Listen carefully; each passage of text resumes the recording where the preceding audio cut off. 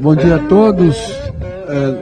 Nós vamos começar aqui nosso painel sobre interatividade. O nosso primeiro painel é sobre o Ginga. Eu queria convidar os nossos palestrantes e o moderador, o John Forman. E a ideia é o seguinte, acho que a gente está com um painel muito interessante, quer dizer, a gente está aqui com algumas das pessoas que fizeram a história do Ginga. Foi feito um investimento grande do governo para colocar esse avanço tecnológico no que era o padrão japonês, criando um padrão novo, o nipo brasileiro. E agora ainda saiu um decreto obrigando as TVs a partir agora do final do ano, 75% das TVs tem que estar com essa plataforma tecnológica embutida, mas a pergunta é, isso chegou muito tarde, ainda há tempo, ainda não há tempo, então o que a gente quer nesse painel é justamente ouvir do pessoal que está investindo comercialmente, como é que eles estão sentindo aí o mercado, ouvir um pouco da academia, como é que ela está vendo aí o que veio sendo desenvolvido até agora, o que tem aí para frente, e de novo o pessoal da produção dizendo, olha, por enquanto não tem espaço ou tem muito espaço, é isso que a gente pretende nesse painel. A plataforma do Ginga hoje, ela só está amarrada na radiodifusão, e os radiodifusores têm que comprar produtos e serviços dos desenvolvedores. Isso hoje é um mercado que não existe, mas poderá ser que no futuro a plataforma saia um pouco dessa esfera única de estar dependendo do radiodifusor e consiga ela ter vida própria. Radiodifusores dependem muito do Ginga. Por quê? O modelo atual deles, de transição do analógico para digital, só está ocorrendo no campo de tecnologia. De tecnologia estão muito bem preparados para fazer a transição entre o mundo analógico para o digital. Agora, os modelos de negócio continuam analógicos. Não migraram para o modelo digital. Eles não entendem ainda como essa tecnologia pode criar novos meios de monetização. Pouca gente se dá conta que comprou uma TV recentemente, ou no ano passado, levou essa TV para casa, por algum motivo não ligou na TV digital, está usando um provedor de TV por assinatura, o Ginga está lá dormindo. Nunca será acordado, tá? Mas está lá. Somam já 3 milhões e 500 mil. Sony, Panasonic, Philips, LG, Sharp, Toshiba e Samsung já possuem televisores de TVI. Qual será o tamanho desse mercado? Isso é muito importante. Em 2012 até 2016, uma pequena projeção. Eu tenho uma estimativa de 54 milhões de dispositivos em 2016. É um exército de televisores com o Ginga. No Brasil como um todo, 50% da banda disponibilizada nos domicílios está na faixa de 256 a 2 MB. Não dá para fazer absolutamente nada com isso aí. O máximo que você vai conseguir fazer com isso é navegar pobremente na internet e ler e-mail. A classe A, todos aqui dessa sala, né, assinam um provedor de TV por assinatura. E o Ginga não está lá. Então significa que você vai estar consumindo o conteúdo grátis, pagando por ele, mas o conteúdo nativamente é gratuito, e vai estar sendo suprimido de um dos elementos da criação desse conteúdo, que é a interatividade. A internet ela está ainda muito tímida, né? No Nordeste, no Norte, 22% dos domicílios têm hoje internet. O conteúdo que seria interessante para o Ginga, que é o conteúdo de vídeo, esse não vai conseguir funcionar com essa banda tão tímida. Para o desenvolvimento do Ginga, a gente precisa de um ferramental que auxiliem as pessoas a estar desenvolvendo aplicações interativas. Não adianta nada a gente ter uma tecnologia ótima se a gente não tem um ferramental por trás para poder estar auxiliando as pessoas a estarem desenvolvendo, tanto pessoas que sejam programadores ou pessoas que não sejam programadores. E por que seria interessante ter um ferramental? A questão da produtividade, por exemplo, se você codificasse diretamente no bloco de notas, sua produtividade seria bem pior. Você tendo uma ferramenta de autoria por trás, um ferramental por trás que te auxilie nisso, aumentaria consideravelmente a produtividade. Pessoas que não sabem programar têm uma certa dificuldade a estar desenvolvendo aplicações para o Ginga, porque surgiram novas linguagens de programação. Então, com uma ferramenta de autoria, algo mais visual, com certeza seria um aprendizado mais fácil e ela conseguiria desenvolver aplicações interativas. Além disso, o aumento da qualidade das aplicações, porque muitas questões, vamos dizer, manuais, repetitivas, que precisam de atenção, a gente colocando esse esforço para a ferramenta, tem como o programador se preocupar com outros aspectos e diminuir a quantidade de erros. Com a interatividade, assim, eu acho que é possível que aquela história, quer dizer, numa dinâmica em que a gente tenha, por exemplo, essa história seja postada usando toda a interatividade que o Ginga propõe, seja postada e que ela, daqui a alguns minutos, essa história possa ser reproduzida em forma de dramaturgia no canal de televisão. Então, assim, essa interação, eu acho que com o Ginga ela vai poder ser muito mais ágil. Mas, como eu falei, desde que a gente tenha, no desenvolvimento do produto televisivo, esse profissional que vai fazer essa migração, essa interação com o audiovisual. Já há algumas experiências, quer dizer, os produtores já estão trabalhando assim, mas estão distantes ainda da realidade de aplicação, primeiro porque os radiodifusores e que os canais ainda estão muito mais atrasados do que isso. Os produtores já têm experimentando e desenvolvendo projetos muito à frente dos radiodifusores, né?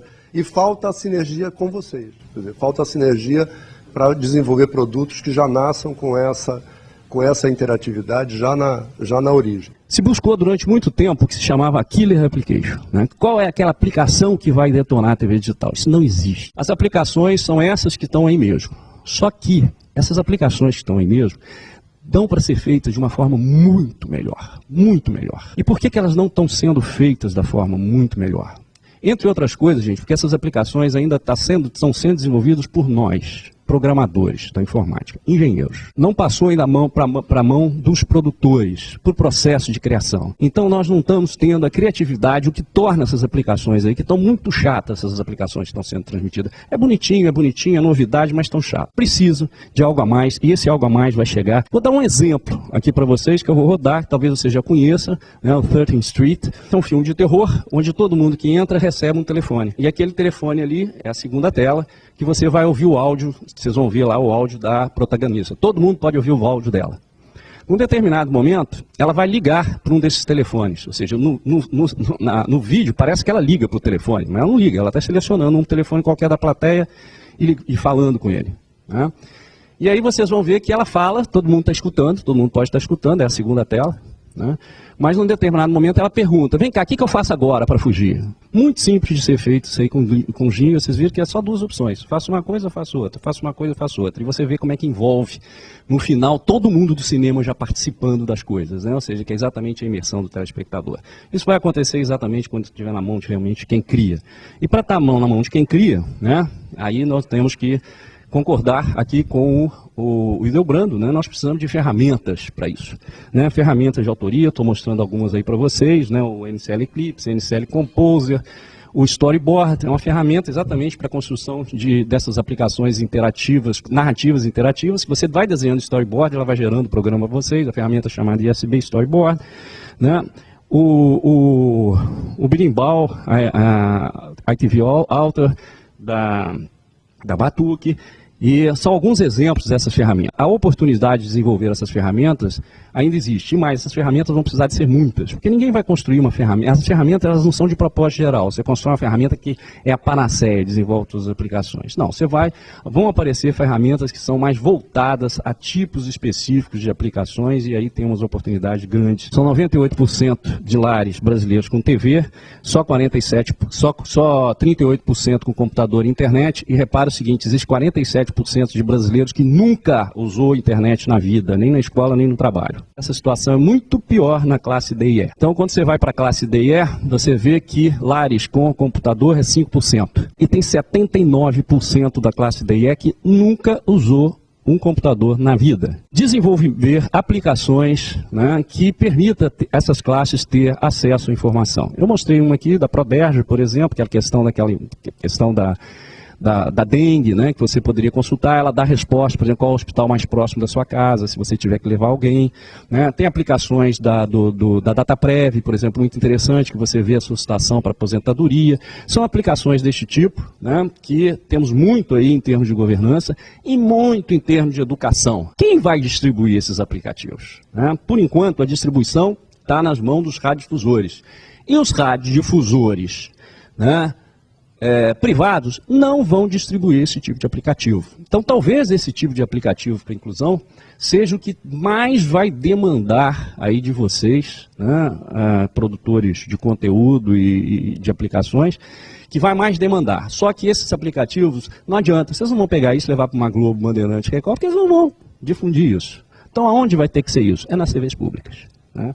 Então, uma outra coisa importante aí para esse mercado do Ginga, né? Além das várias que já foram colocadas aí, é a capacitação das TVs públicas. Né? As TVs públicas estão no processo ainda muito atrasado, ou seja, as radiodifusores, como disse o Mauro, está atrasado.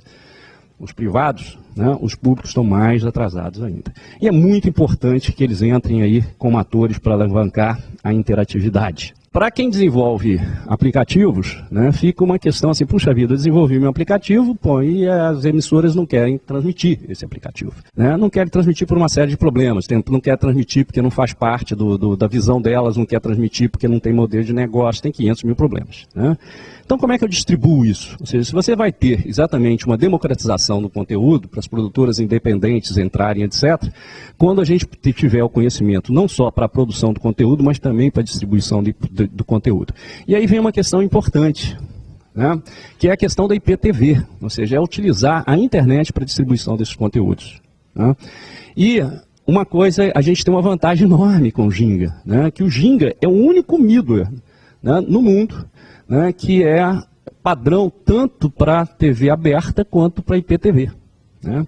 Então isso é uma vantagem enorme que nos dá para fazer, para desenvolvimento em termos de aplicações abertas e não voltadas para o único proprietário. Né? Então, Ginga, para vocês verem aí a questão essa questão do IPTV, que ela também muda. Porque agora você vai ver televisão não só na sua... Você não está fazendo, você não está fazendo mais aplicações não só para o seu aparelho de televisão. Você está fazendo aplicações também que alguém pode chegar e pegar o seu computador e ver na internet. Baixar aquele vídeo, aquele programa com interatividade Ginga na internet. Né? Então, estou mostrando aí para vocês algumas implementações Ginga que vocês já podem ter, né, nos computadores de vocês. Né? Tem o Ginga for Linux, tem o Ginga for Mac, tem o Ginga for Windows, né, que são todas as aplicações que vocês têm, né, e que hoje já existem. Vocês podem baixar, é gratuito, baixem, botam no computador de vocês e vocês vão poder ver o Ginga que vocês baixam pela internet, baixam dessas lojas, né, que permitem a vocês utilizarem o conteúdo Ginga. Né. Segunda tela, né, também nessas aplicações todas, né, onde já existem várias também implementações, tanto para Symbian, quanto para Android, quanto para iPhone. Existem vários fatores que nós ainda dependemos do sucesso do Ginga. Né? Mas, apesar desses vários fatores, né, a minha mensagem final é: ainda há esperanças. Reparem que, né, nós estamos num ponto, ou seja, em 2006, quando o Ginga foi colocado, nós já tínhamos segunda tela, já tinha tudo isso, inclusive com vários aplicativos rodando com isso. Era grande novidade, não existia no mundo nada disso, não existia nada que o Ginga oferecia naquela época. Hoje a história já não é bem essa. Né? Hoje, então, a gente já começa a ver, né, e perdemos uma oportunidade, de certa forma perdemos, né? Mas ainda a coisa ainda não está perdida, muito pelo contrário, ou seja, já tem sinalizações dessa própria PPB do governo de obrigatoriedade quebrando, né, a questão do ovo e da galinha, porque os radiodifusores diziam que não produzia conteúdo porque não tinha receptor, e o receptor dizia que não fornecia o Ginga porque não tinha conteúdo. Né? E agora quebrou essa questão do ovo da galinha, vai ter receptores aí, né? Os radiodifusores, como o Davi colocou, ainda tem muito pouca coisa, tem que aumentar. As TVs públicas, elas também têm que começar a trabalhar com isso, para que esses aplicativos, inclusive de inclusão social, que foi o que alavancou o sistema brasileiro de TV digital, possam ser rodados. A questão do IPTV na internet, o desenvolvimento de ferramentas, né?